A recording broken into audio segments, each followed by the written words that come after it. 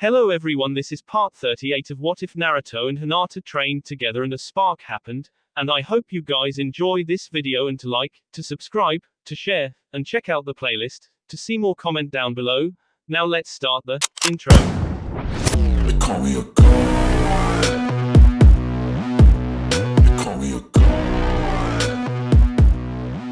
They call me a god. Join my membership, the perks are great. It's in the description. Shizune sealed the Hokage's office as soon as Team Kakashi was inside, and Tsunade regarded them carefully. Both Hinata and Sakura appeared unnerved by the mood in the room, but Naruto seemed impervious to the air of worried secrecy. The blonde teen set the scroll case, abandoned by Orochimaru during his escape, on the Hokage's desk. So, Orochimaru is behind these thefts, the female Sannin noted, looking suspiciously at Kujira Akubukai's chest.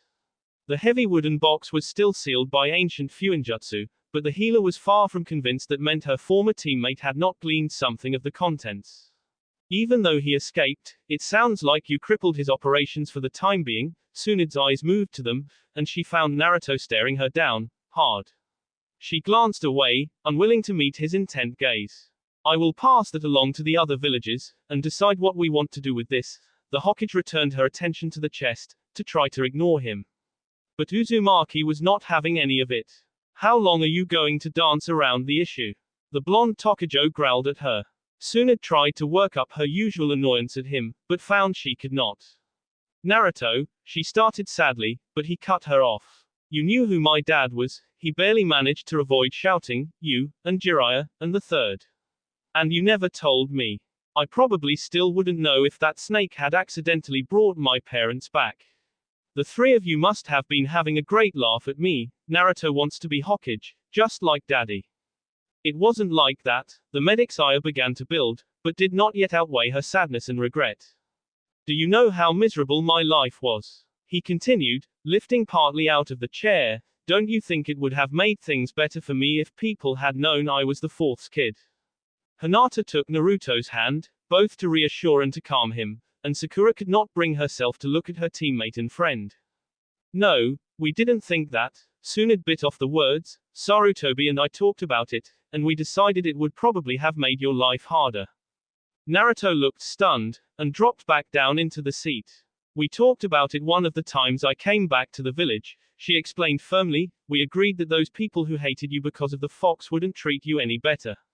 In fact, we thought it was likely they would treat you worse, claiming that Minato sealing the Bayu in you was some sort of sign that he never wanted you or your mother to begin with. Naruto looked down at his feet, his anger washed away by old worry. And we both knew nothing could be further from the truth, the healer reassured him, adding, it was also possible they would have said your parentage was just a lie, to make them accept you. But your detractors weren't the only ones we worried about. We also worried that some people would expect you to be a clone of Minato, without giving you a chance to be your own person. And how would they react, if you turned out more like your rambunctious mother? On top of that, there were at least two people we were afraid would try to use you, even shape you, for their own political ends. So that was why you didn't tell anyone, to protect me from the people of the village? Naruto asked, his voice hoarse. No, it was because of Minato's enemies as well. The Hokage continued her discourse. Your father was like a force of nature during the last Great War. Some of the survivors of the war, like the current Mizukage, viewed Minato as a friendly rival. Others, like the current Raikage, simply hated the fourth, and wanted him dead. And many of them would still be willing to kill Minato's son, to gain some measure of revenge against him. She sighed, and then met Naruto's eyes, but the main reason we kept your father's Idini a secret is because of your uncle. My uncle. Naruto stammered in confusion. I thought Naruto didn't have any living relatives. Sakura finally spoke, looking from her mentor to her friend. We hope he doesn't. Shizune whispered. The normal bingo books are intentionally incomplete, Tsunade stated, appearing to ignore her apprentices. A section is left out, one that only the cages and those few ninja they choose to trust are allowed to view. A section for the most dangerous of S-ranked criminals. Orochimaru would be part of that group, if he weren't so famous as to render the point moot. Guki Namikaze is in their company. He is also an X-rank renegade, one of only 4 to ever be assigned that level by the Conclave of Shadows. For reference, Madara Uchiha is another of the four. How dangerous is he? Hinata asked quietly, squeezing Naruto's hand tighter. He was a member of Orochimaru's first Genin squad. He was 7 at the time. In less than 4 months he had learned everything Orochimaru was willing to teach him, and had made Chunin. After that he studied briefly with me, before becoming Sarutobi-sensei's apprentice. Before he was 10, he was a Jonin. It was scary how quickly he learned. The Sanin's eyes clouded in memory, like the brilliance of Minato and the stupid raw talent of Naruto combined one voraciously inquisitive package. She shook her head to break her reverie, and continued, when the third Hokage decided to retire, Guki was his first choice to be the fourth. Guki refused, instead insisting the honor go to Orochimaru. But Sarutobi-sensei chose Minato instead. Your uncle was outraged, and abandoned the village in disgust. They tried to bring him back, of course, she leaned back. Dozens of Jonin squads from almost every hidden village encountered him over the next few years, but Guki destroyed every one. He killed that many. Sakura gasped, her inner self asking, just what kind of family did Naruto come from, anyway? No.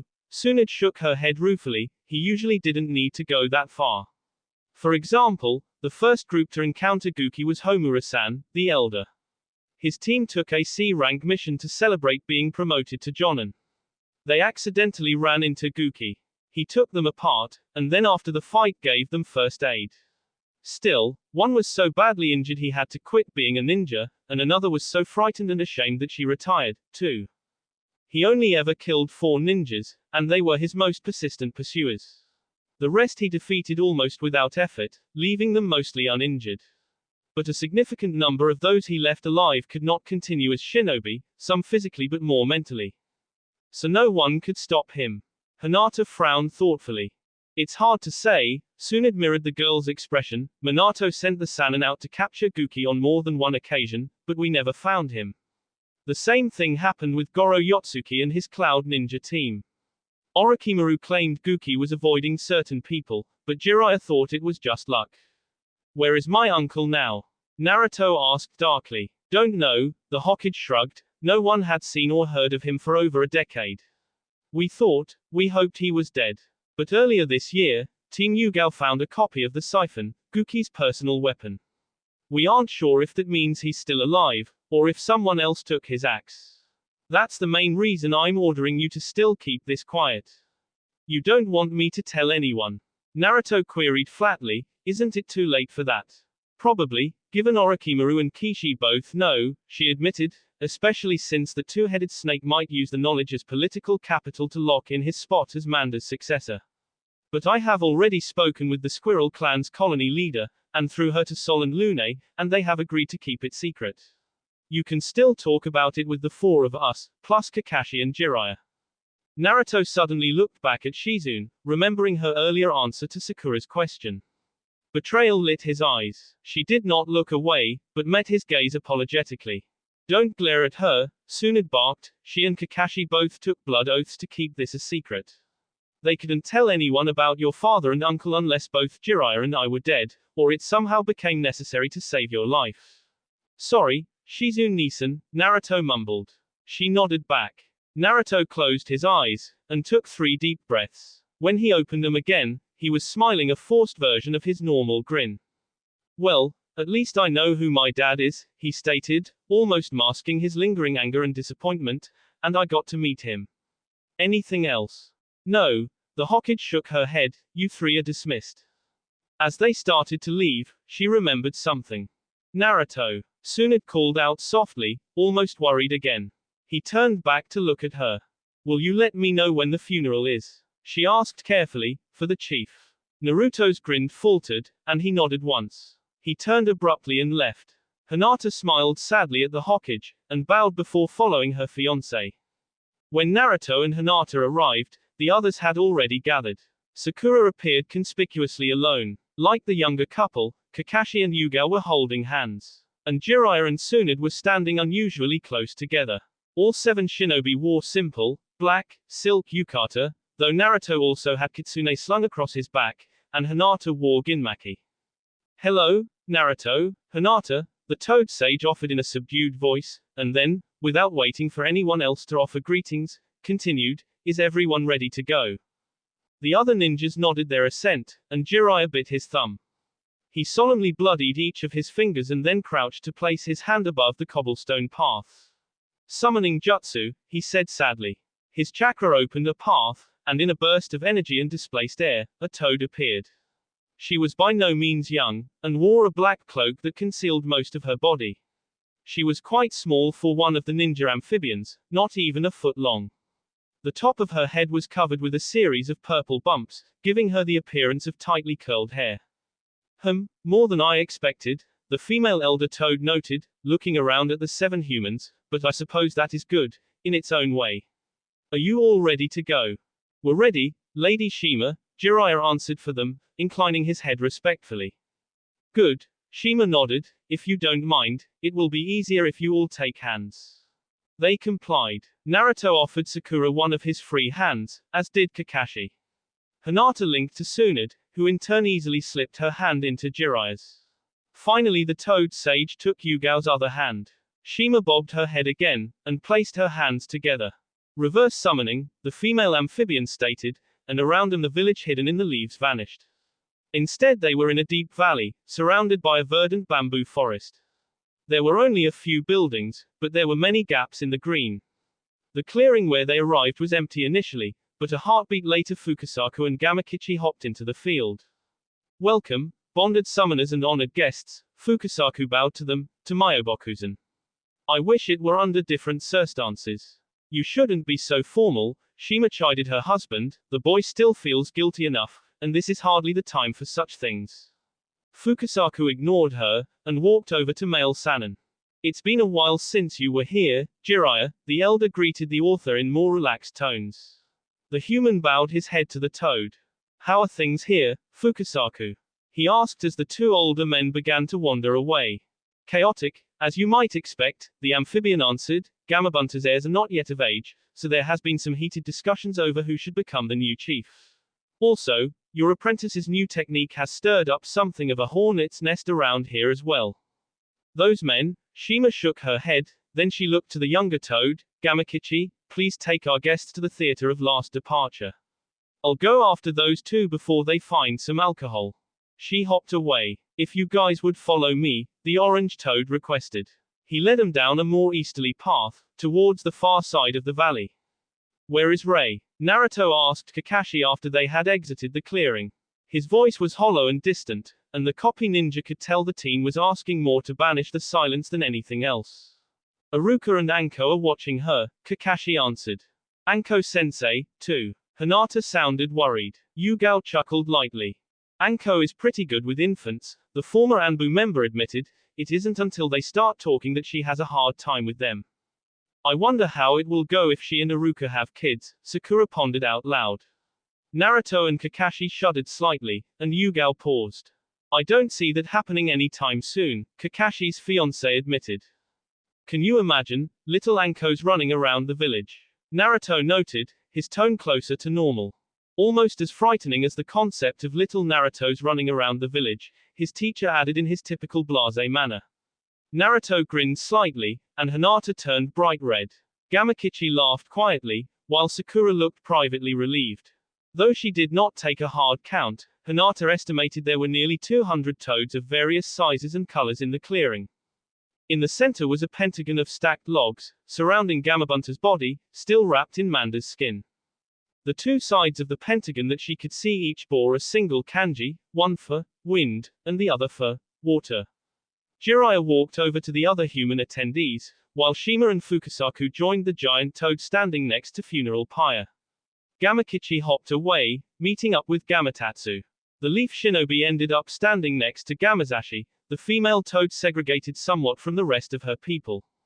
The toad whom the tiny elders stood beside was not the largest Naruto had ever seen, slightly smaller than Gamabunta had been, or Gamaken was, and also possessed of a thinner build. His flesh was a mild scarlet and wrinkled with age. He wore a scholar's cap, and his eyes were partially closed and independently focused. He wore a beaded necklace with a large tableau bearing the kanji for oil, like the one Jiraiya wore on his brow.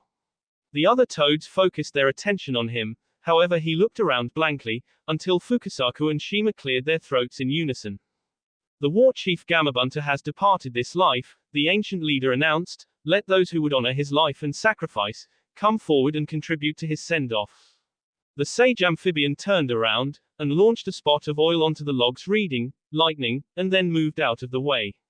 Shima and Fukasaku contributed fuel to the water side of the pentagon, and also shifted aside. The other toads began to hop forward, each choosing a side of the structure, and spitting a small amount of petrol onto the wood. What's going on? Naruto asked Zashi, quietly. The others will all add their oil to the logs consecrated to the 5 elements, she whispered back, and then it will be lit, returning Chief Gamabunta's physical body back to whence it was formed. Aren't you going to join them? Tsunade asked. I gave up my oil to study the sword, Zashi reminded him, with only a hint of bitterness. Good thing, too, Naruto said firmly, and somewhat loudly, we couldn't have handled that uppity frog without you. And you sure seemed to have Manda's number. Thanks. But you and Gamakichi were the ones who finished the snake. The toad girl blushed slightly despite her denial. Well done, Hinata whispered in Naruto's ear and pulled left arm to her body, squeezing it tightly, to let him know she approved of him standing up for their fellow outsider. Naruto turned slightly red, and scratched his whiskers with his free hand.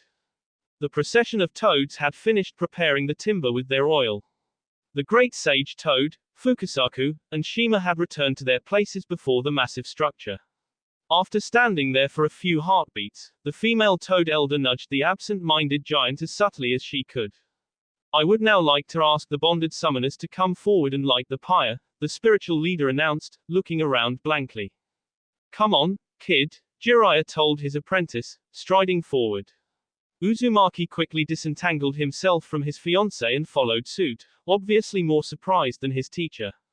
The Sannin indicated that Naruto should stand before the lumber labeled wind, and then took his position before the fire stack. Fireballs on 3, the human sage whispered to his apprentice, 1, 2, 3. Me, Hitsuji, Saru, I, Uma, Tora, Fireball Jutsu, Naruto and Jiraiya intoned in unison, blowing matching spheres of flame onto the logs. The wood ignited instantly, and the conflagration rapidly spread to the rest of the pyre. The humans stepped back, and rejoined their comrades. Let the sacred flames cleanse away all earthly concerns, the sage toad chanted, and may the gods watch over this son of Myobokuzen.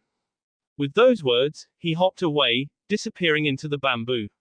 Shima shook her head, and she and her husband moved to join the leaf shinobi. Is that it? Naruto asked, trying to keep his voice polite despite his confusion and disappointment. Pretty much, Fukasaku nodded. While the flames burn, our people will meet here to share remembrances of Gamabunta, but the formal part is over. Like how I first met the chief when the pervy sage here pushed me to my death. Naruto suggested. Hinata glared at Jiraiya, while the toad elders smiled at Naruto's nickname for the Sannin. You seem unusually pensive, Fukasaku joined Jiraiya, who was staring at the pyre. The toad elder offered the human the sake jug he carried, and Jiraiya took a short pull before returning the alcohol. I've just been thinking, I could have prevented this, the Sannin said. Such thoughts are not unusual in. Fukasaku's plord trailed off as he observed the human's face. You are not speaking figuratively, are you?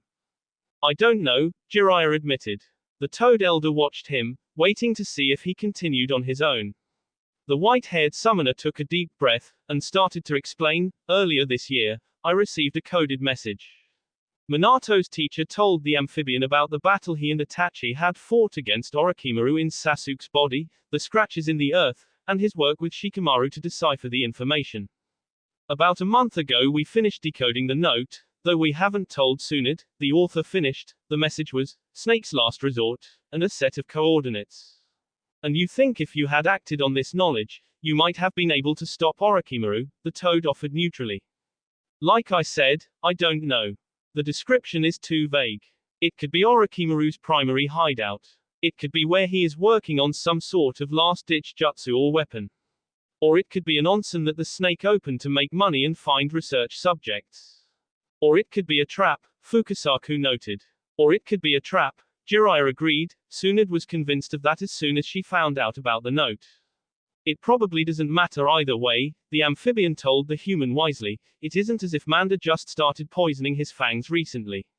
Even if you had found Orochimaru before Naruto, you and your former teammates still probably would have summoned Gamabunta and Manda, as is your pattern. And Gamabunta still could have died, but without the boy's new technique in the chakra supply to use it, we would not have been able to take our revenge on Manda. You're probably right. You do not sound convinced. Fukasaku studied Jiraiya. No, that's not it. The human sage shook his head, grinning ruefully. I just decided now that I owe it to Gamabunta and Naruto to check this out, trap or not. But I'd appreciate it if you didn't tell anyone, Jiraiya added. I don't want to drag anyone else into this, and I'm pretty sure the Hokage would try to stop me. All right, Fukasaku agreed warily, so long as you promise to give me a call if you need any help. When the door opened, he was reading the shark's latest report. The doent stated that the bearer of the ice sword had not yet been located. Upon reading that, he became far less concerned with the rest of the missive, so he looked up to face his allies. Even though he was expecting them, his powerful blue eyes softened slightly when he recognized the visitors. Nagato, Conan, thank you for coming, he greeted them pleasantly. Of course, Master, Conan stated, and she and her partner both bowed deeply. It is our pleasure, the original form of Pain added, and their second teacher and current leader shook his head in denial. I do not believe that will be the case. Once you hear why I have summoned you, the powerfully built shinobi answered, his short-cropped, light brown hair shifted slightly as he continued to swivel his head back and forth. Nagato, I know you were upset that I ordered you to give Madara the husk you had acquired to upgrade your Naraka path, he continued, and Conan would have preferred I abandon him entirely. But even though the Akatsuki plan failed, he can still be of use to us. You want us to help him again, the Kunoichi said evenly. Their master nodded. He was well aware of her hatred of Uchiha, but hoped her loyalty to him and to Nagato would outweigh it. Madara needs a living host to merge with. It seems a corpse, no matter how perfectly repaired and preserved, is not capable of supporting him. He is burning through it, and in a matter of months, possibly less, it will be unusable. He paused, and looked at them more firmly. You two will help Madara to find and acquire a suitable new body. I trust you understand what that means. Both nodded, and turned to leave. Nagato, the renegade called after him. The younger man paused, and looked back over his shoulder. If Madara leaves that body soon, will you be able to take it back and make use of it? I don't think so, Master, the bearer of the Rinnegan considered it. The damage his control inflicts is too great. I think the body will collapse as soon as Madara leaves it. That is unfortunate. The leader tapped the handle of his axe, and Pain recognized the statement and action as the closest thing he would get to an apology or admission of fault. Nagato nodded again, and left. As the door closed behind him, a new figure emerged from the shadows, and sidled over to the now lone renegade.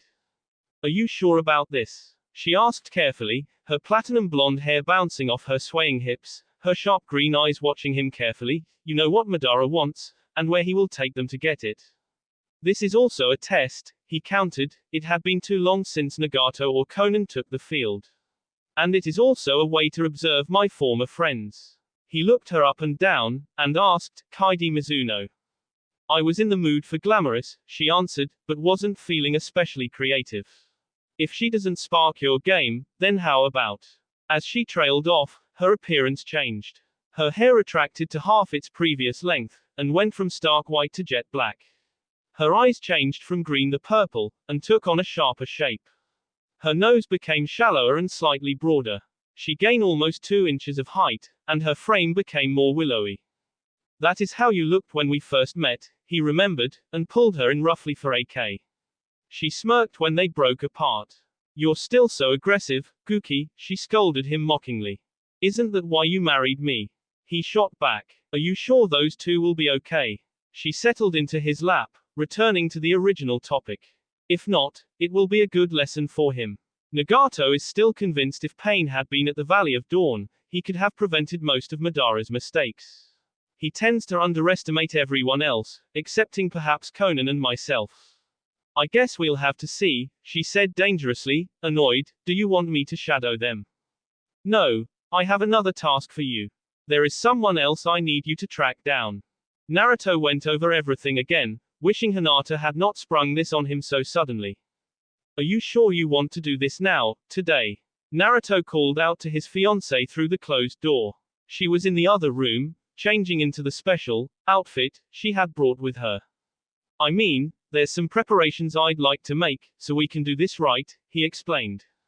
No, Naruto, she rejected his plea, no stalling. And I know you think I'm good at this sort of thing, and have experience. But the truth is, I've never done this before. I don't want you to get your hopes up.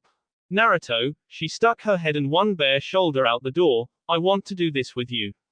I've been waiting to do this with you. Please, relax. I just don't want to disappoint you, he said nervously. She blushed contentedly, and smiled at him. It's not like you're doing it alone this time, she turned redder as she said it, it will be the two of us together this time. I don't do it alone that often, either, he said defensively, and it's still not the same. I'm sure we'll do fine, she told, and before closing the door added, it's not like we can't try it again if things don't go perfect the first time. Does your dad know about this? Naruto fired his last salvo to dissuade her. Yes, and he's okay with it.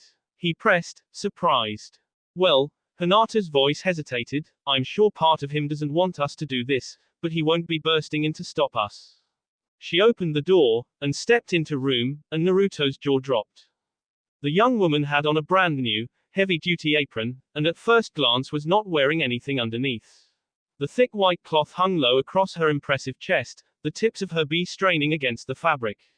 As she took another step, the shift of her hips behind the protective garment showed she was still wearing panties. She twirled to show off functional but attractive cotton briefs, white with horizontal blue stripes, and her completely bare back. Hinata, what are you wearing? Naruto stammered the question after his brain recovered. You don't like it? Her voice dropped with genuine worry, and Uzumaki's heart started racing even faster.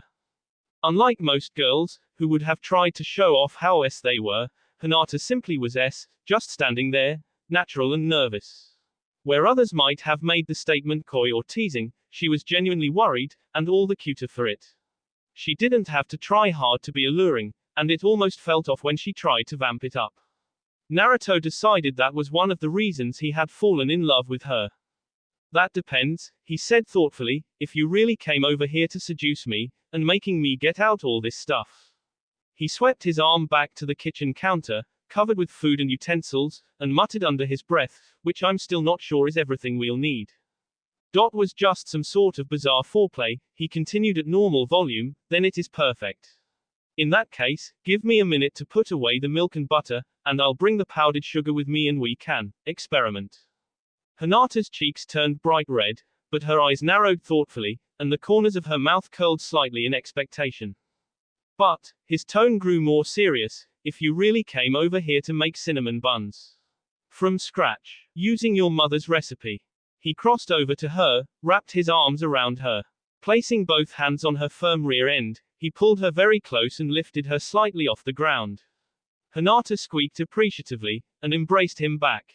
You have to put on some more clothing, he whispered in her ear, still lecturing her despite their amorous position, because you are way too distracting right now. We'd ruin the roles for sure. He released her reluctantly, and concluded, kitchen, or bedroom. Your choice. The young woman considered her lover's offer, and then sighed. Kitchen, she sounded slightly reluctant, and explained, unfortunately, I promised some people I would bring them samples. Like who? Naruto queried hastily, instantly worried again. My father, of course, she told him, and Hanabi. Neji and Tenten. Aunt Hiroko. Oh.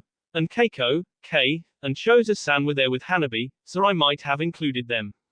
But if we give one to Choza-san, we should probably make them for Choji and Ino, too.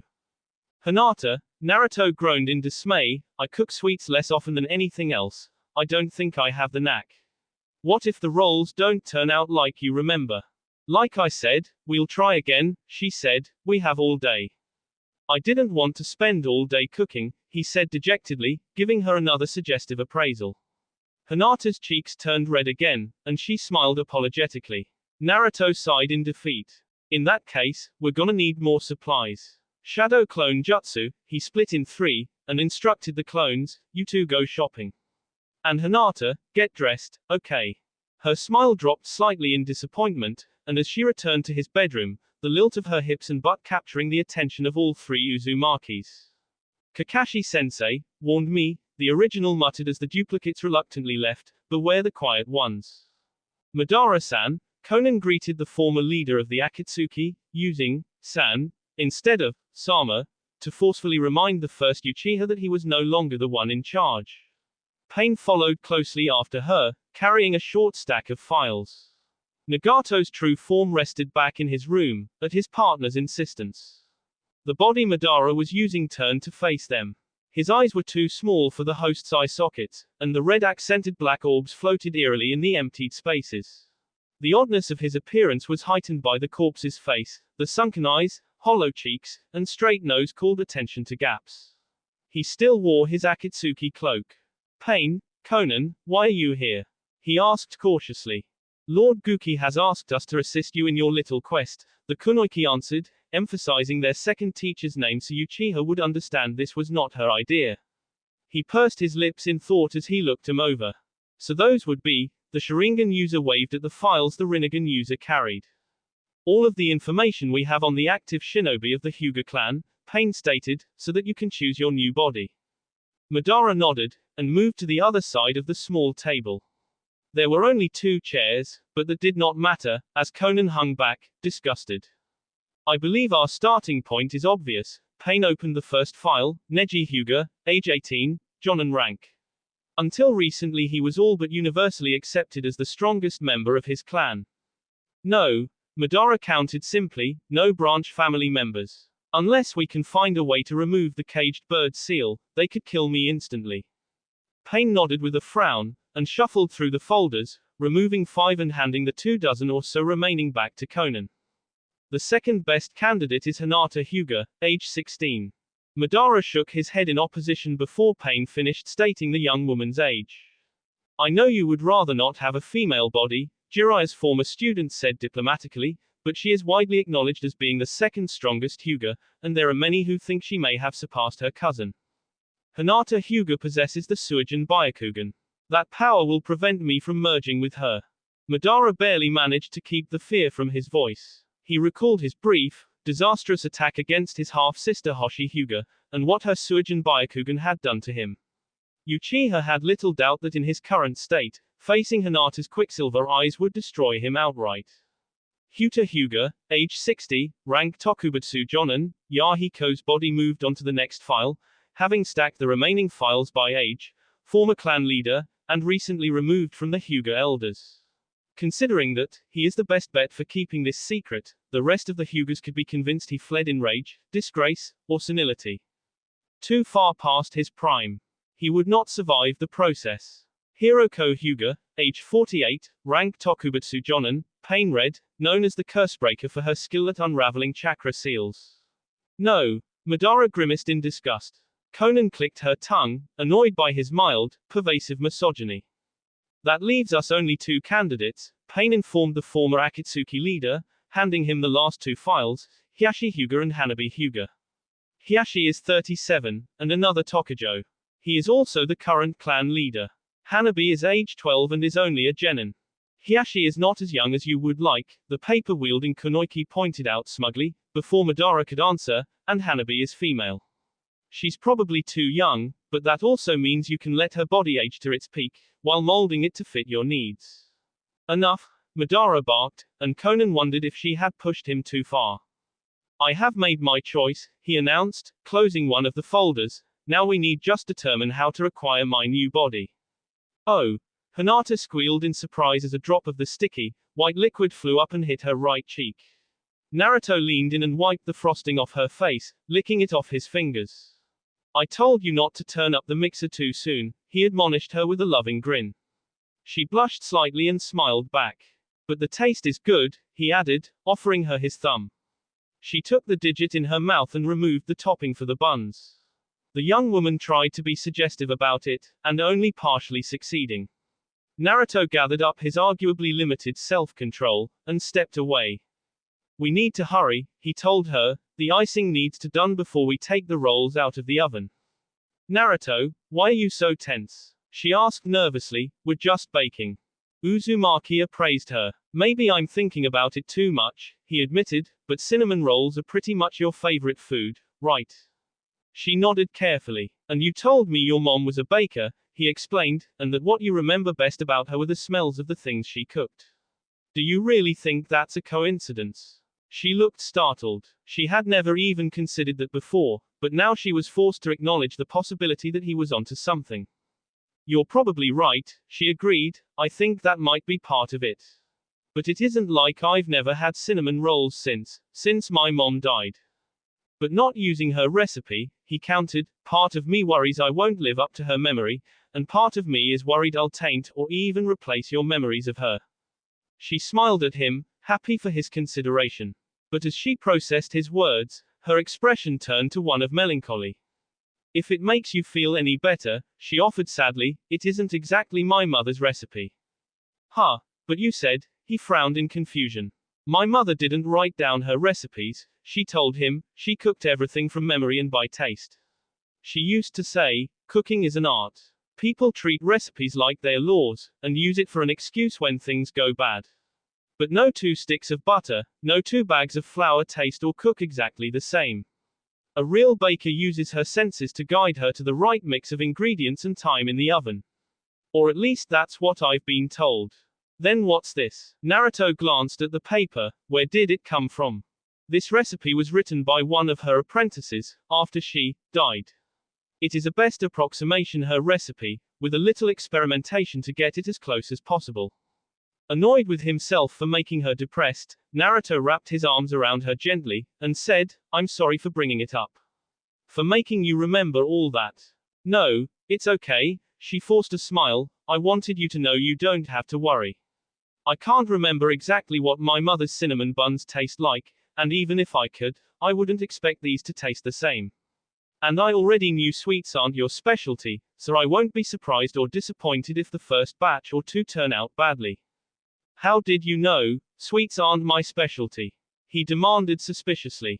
Choji told me about my birthday cake. Her cheeks flushed mildly, embarrassed for having betrayed the betrayer. He said that the first one was inedible, and you gave him the second one because it fell apart when you took it out of the pan. Oh man, Naruto groaned, you weren't supposed to know that. Naruto watched fretfully, despite her reassurances. Having completed the topping just in time, the rolls had been glazed and set aside to cool.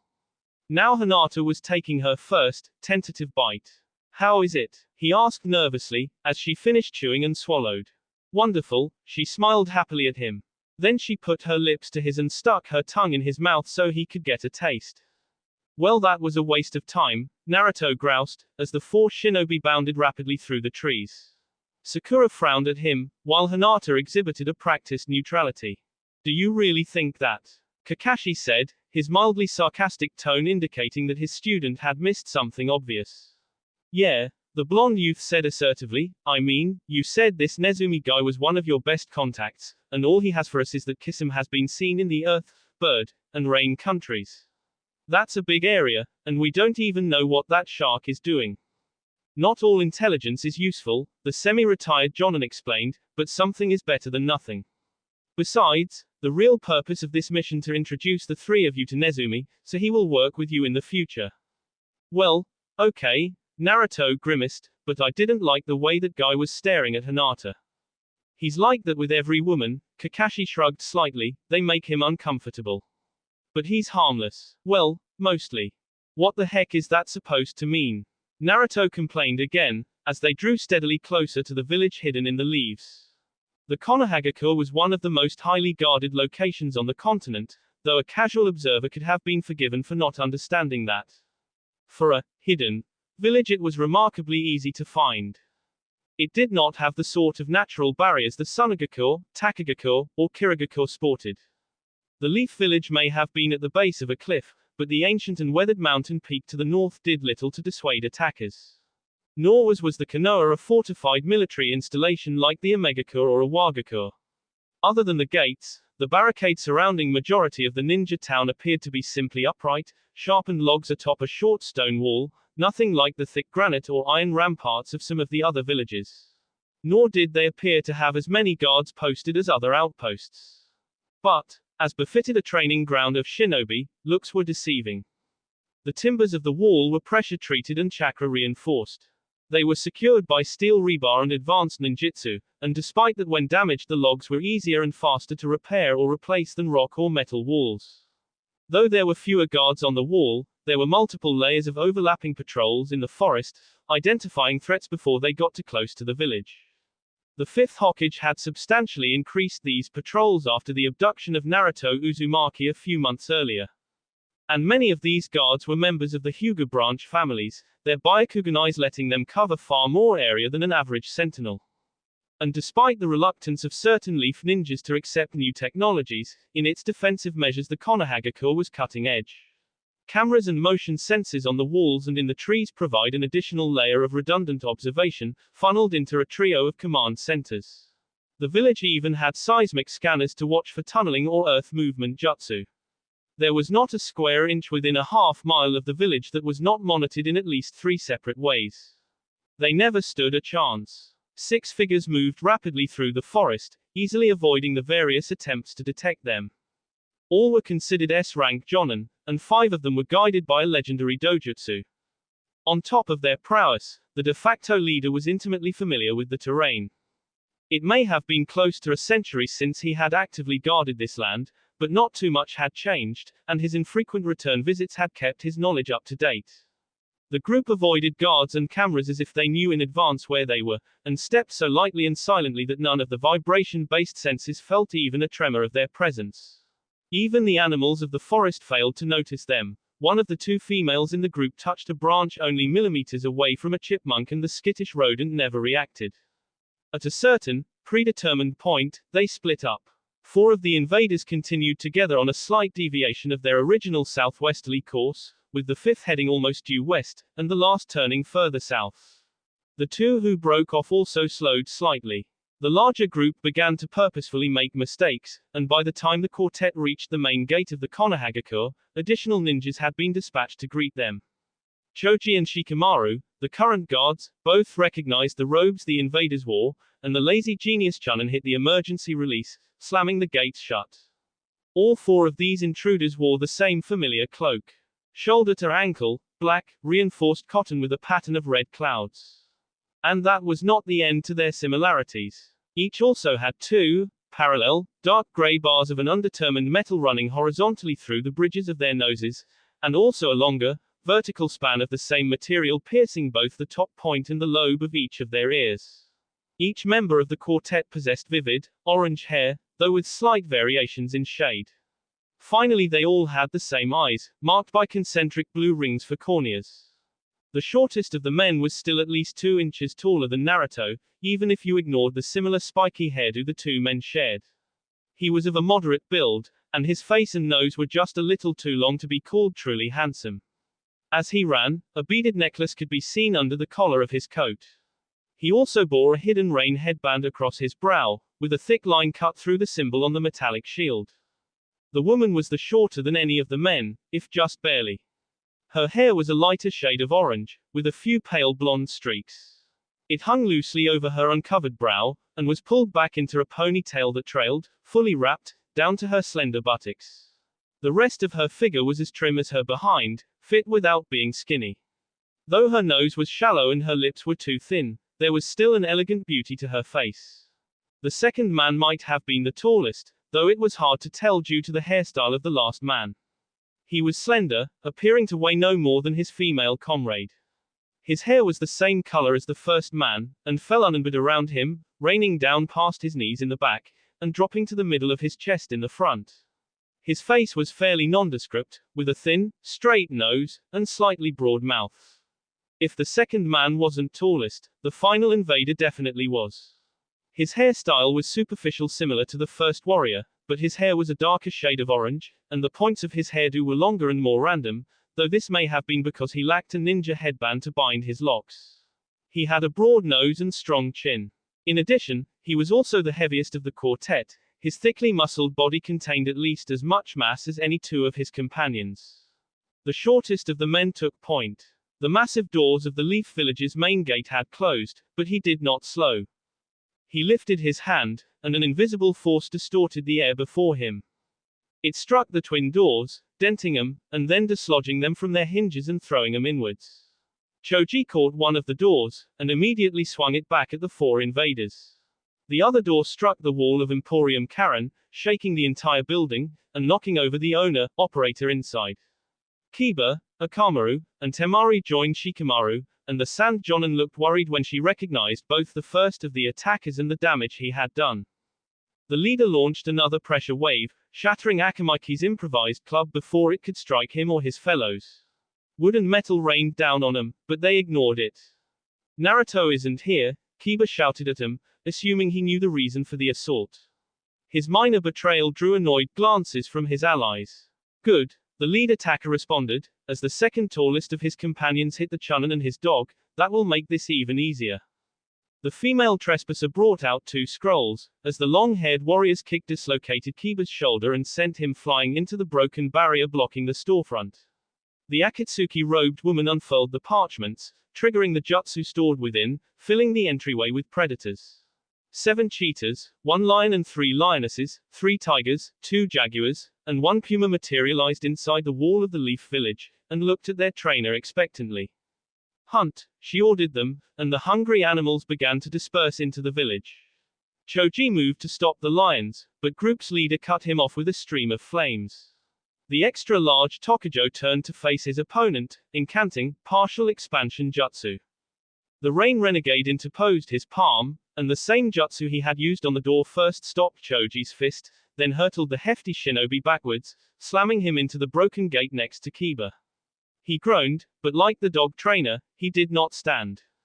Who are these guys? Shikamaru asked his lover tersely, backing away from leader of the attackers, and dodging a punch from the muscle man.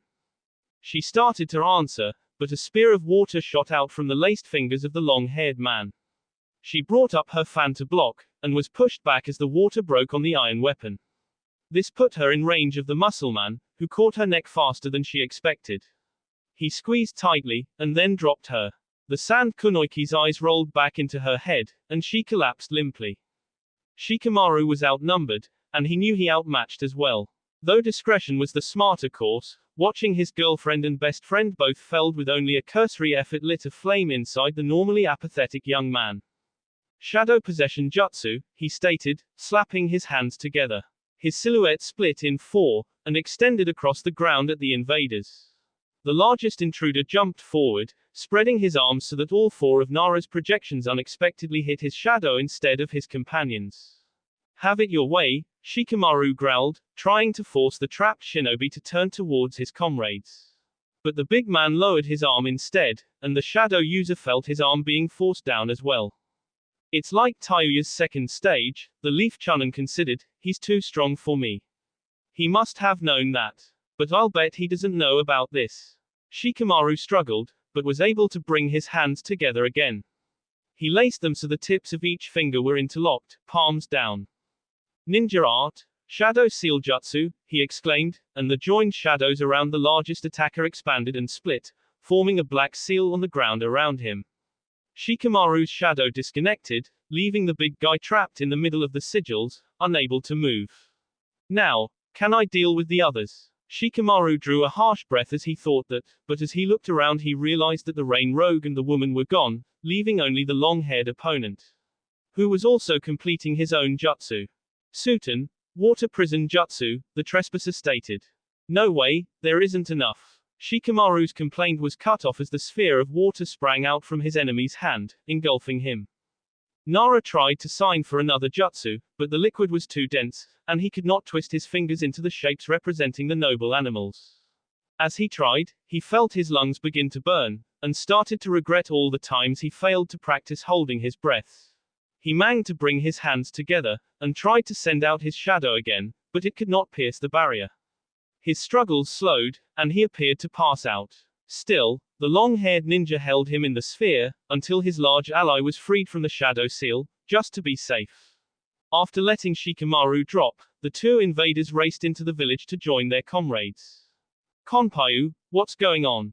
Tsunade demanded as she stormed into the command center. Her apprentice-turned-assistant followed closely behind.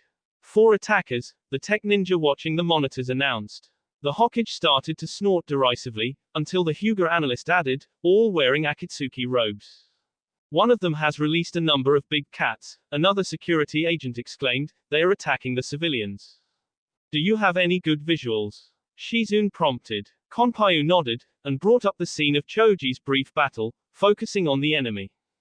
Pain, the Sannin growled, of all the times for Jiraiya to be off gallivanting about. Alright, dispatch Genin teams and any available Inuzuka clan members to deal with the lions and such, she ordered, switching to her command voice, and send medics to check on Shikamaru and company. Is Team Kakashi back yet? No, ma'am. And Team Guy is out, too, she recalled. Get the original Ino Shikacho out there, but tell Choza to put his Genin squad on cat duty like the rest. Also send out the remaining members of Team Anko and Team Yugao, and Genma and Rado. Shizune, I want you down there, too. Of course, milady, the younger Jonin nodded, and then disappeared. Get everyone else in the village ready to mobilize, the Hokage instructed. We don't want to give Pain and his friends too many targets, but we need reinforcements ready. Have the remaining Chunin and Tokubutsu Jonin form a perimeter, to keep the civilians out of the line of fire and to prevent Pain's friends from slipping away. Order any other Jonin start carefully patrolling the village. You think there are others? The head guard asked, as his juniors began making phone calls. Tsunade nodded. Pain's partner, Conan, isn't on any of the images you've shown me, she answered, and this attack seems too open. This is either a diversion, or a suicide mission, and even I wouldn't put money on the latter. Medical team reporting in, another of the sentries reported. Choji, Shikamaru, and Temari are unconscious, but none of them are seriously injured. Good. The healer frowned despite her statement, looking around at the various screens. She started to inquire about Kiba, when she noticed something else. Hold on, Tsunade suddenly ordered, staring at the images one of the monitors, where a tech shinobi was amazing the recording. Go back 3 seconds and freeze. Zoom in on her. The young woman complied, and the screen showed the female invader, in the middle of summoning the felines. The image enlarged around her face, and the image briefly depixelated and then resolved. Have we started comparing this to the files? She demanded. Actually, we were planning to test this new program that has the computer match faces in pictures, the leader of the guard team answered for his junior. Why? Her hair is the wrong color, Tsunade stated, and well, she's supposed to be dead. But if it wasn't for that, I would swear that is Yugito-ni, the former Jinchuriki of the Two-Tails Cat Demon. Check it by hand, right away. Then check on the other two. Ain't believe you are talking with me on the phone while you're nursing. Anko's incredulous voice emerged from the phone. When have you ever refused a phone call, Anko? Yugao asked frankly and without sarcasm. Ray whimpered, and Azuki shifted the infant higher. I thought the seal was supposed to have expired already. Anko shifted the conversation slightly, hints of annoyance and chagrin warring in her voice. It should have expired 10 days ago, the younger Kunoiki confirmed. Shizune said my desire to spend more time with Ray might be causing my chakra to sustain the seal. Or that I might just have a natural affinity for nursing. Sleeping on the floor next to mother and daughter, Nieni suddenly lifted her head, staring at the wall with a surprised expression. Then her eyes narrowed, her ears swiveled back, and she growled at the side of the house. Yugao looked at the tiny demon cautiously. I would have thought I had more natural affinity, Mitarashi teased. Nini's attention shifted again, her head darting to the left to hiss at the door. The human followed the feline's attention, curious as to what had the Bayusa agitated. She wished she had Hinata's ability to communicate with the spirit. Yuga. Anko's questioning voice was cut off as the kunai sliced through the former Anbu shinobi's cellular. Azuki glanced back, and noticed the dagger was made out of folded paper. Still vocalizing angrily, the two tails charged towards the now open door. 4 more kunai flashed out, forming a trapezoid around the demon. After they hit the floor, the blades unfolded, revealing seals inscribed on the paper. Nieni hit the barrier and bounced off, shaking her head painfully. Snarling, the pet-sized demoness spit a small cone of fire at the scroll, but the Fuinjutsu stopped the attack. Give me the girl, the attacker stepped into the room, and I won't have to kill you. The kidnapper was basically the same height as Yugao, but her limbs and hips were narrower, though her bust was larger. She had shoulder-length, blue-gray hair, with a paper rose over her right temple. Her amber eyes locked on the last daughter of the Uchiha. She also had a small metal stud through the middle of her bottom lip. She wore tight black pants, and a dark gray top that started as a collar, and covered her chest and stomach down to just above her umbilicus, where it split apart, wrapping around behind her, and hanging loose over her sides and back, down to her knees. I will never willingly give my daughter to the Akatsuki or Madara Uchiha, Yugao said darkly, recognizing Pain's partner Conan. The invader smiled wistfully. I'm afraid I can't give you a choice, the origami ninja informed the leaf kunoichi regretfully. May I set her down and meet you outside? Azuki requested. After all, neither of us wants to put my daughter in any danger. Conan nodded once. Yugao settled Rei into her cradle, the infant dozing after her meal.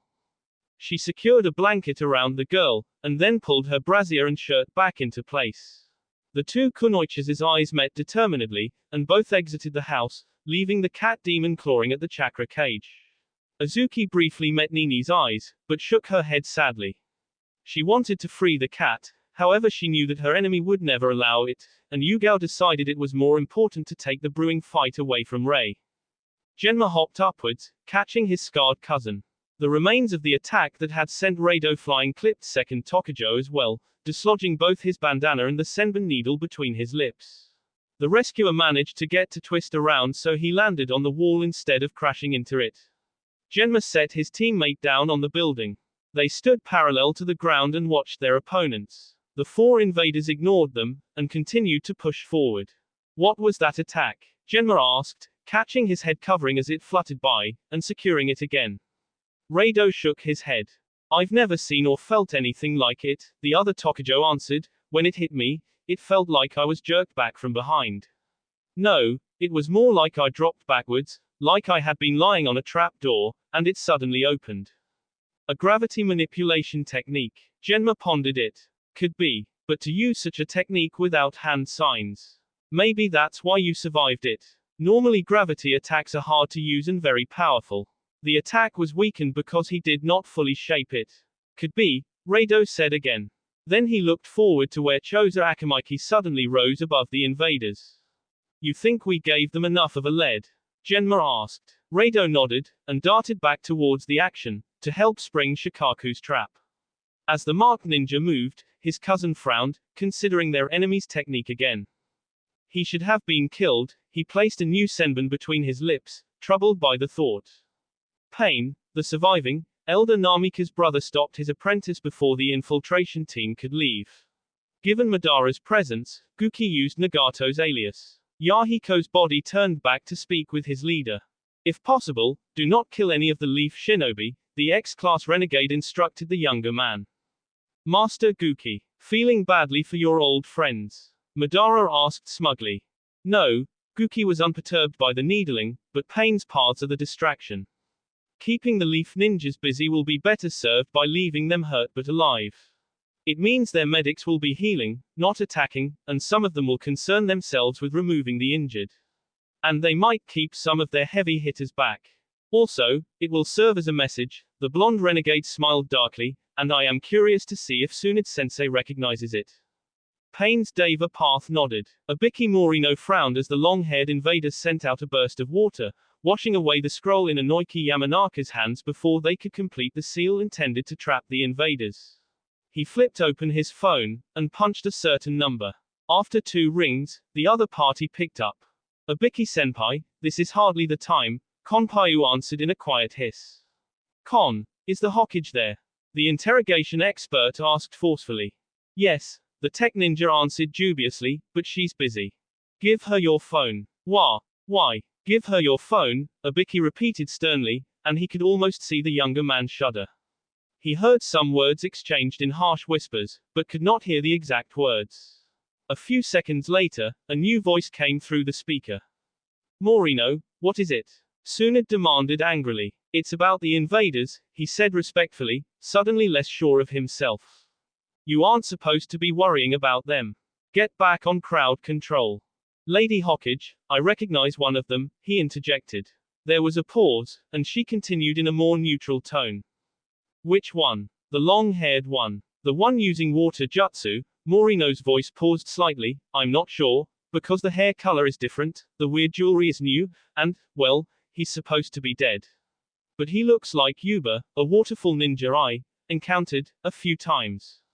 This invader has the same face, and seems the same Kekkei Genkai, the ability to store extra water in his body so he can use advanced water techniques even when there isn't a lake or river around. Alright, she said slowly, thank you Abiki-kun. As she disconnected, Tsunade looked at the monitor again, her eyes flickering from the female trespasser to the long-haired intruder. That's two, they should be dead, she mumbled, that can't just be a coincidence. A dark shadow approached the Hyuga manor. With the attacks, the clan was in an uproar, the visually acute members being dispatched to look for civilians that had not been moved to safety, or the animals that were hunting them. As another Hyuga-chunin exited the house, Madara swooped down.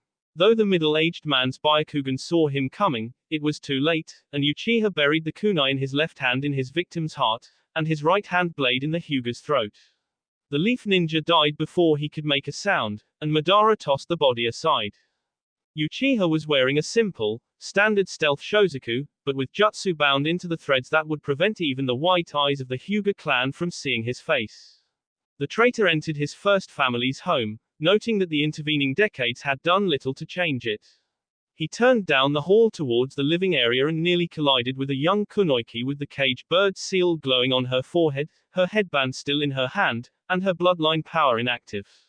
Madara loosed the two bloody kunai he held, following them instantly with a handful of shuriken.